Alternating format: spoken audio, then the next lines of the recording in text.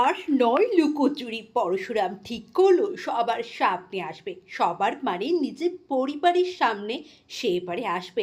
হ্যাঁ, বাড়িতে গেল, ছদ্মবেশে গেল, কিন্তু বাড়িতে গেল নিজের ছেলে মেয়েকে অনেক দিন পরে জড়িয়ে ধরলো, নিজের স্ত্রী তটিনীকে অনেক দিন পরে স্পর্শ করলো। হ্যাঁ বন্ধুরা, পরশুরাম আজকের নায়কের আগামী পর্বগুলিতে আপনারা ঠিক এমনটাই দেখবেন। পশুগুলো, পশুর থেকেও বলা ভালো ওই পিশাচগুলোর হাত থেকে তটিনীকে বাঁচানোর জন্য। আর ওইদিকে শীতল, শীতল পরশুরামের জন্য পাগল হয়ে যাচ্ছে, তাকেই নাকি বিয়ে করতে হবে পরশুরামকে। ওইদিকে তটিনী, তটিনীর বিশ্বাস যে তার স্বামী মারা যায়নি, তার স্বামী বেঁচে আছে।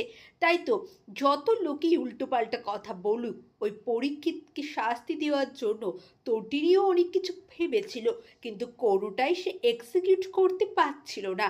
তখনই পরশুরাম আসে, কারণ পরশুরাম জানে যে এবারে আমাকে আমার পরিবারের সামনে যেতে হবে, না হলে সমস্তটা সামলানো যাবে না। তটিনীকে গাইড করতে হবে, তটিনীকে বলে দিতে হবে যে ওর এর পরবর্তীতে কী করা উচিত।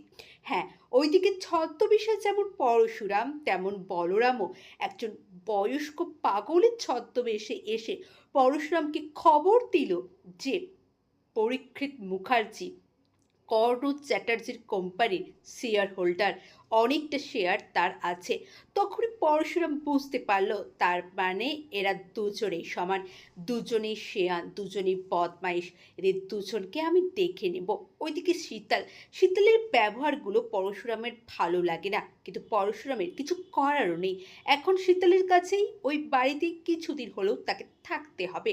ওইদিকে শীতলের বারবার একটাই কথা, আমি তোমাকে পুনর্জন্ম দিয়েছি, তাই আমাকে যেটা আমি বলবো সেটাই তোমাকে করতে হবে, আমাকে স্ত্রী বলে মেনে নিতে হবে। কিন্তু পরশুরাম তো জানে সে কি করবে, সেটা তার মনে মনেই আছে। হ্যাঁ বন্ধুরা, পরশুরাম আজকের নায়কের আগামী পর্বে এমনটাই দেখবেন। সকলে ভালো থাকুন, সুস্থ থাকুন, চ্যানেলটার পাশে থাকুন, একটা লাইক, শেয়ার অ্যান্ড সাবস্ক্রাইব। অনেক ধন্যবাদ।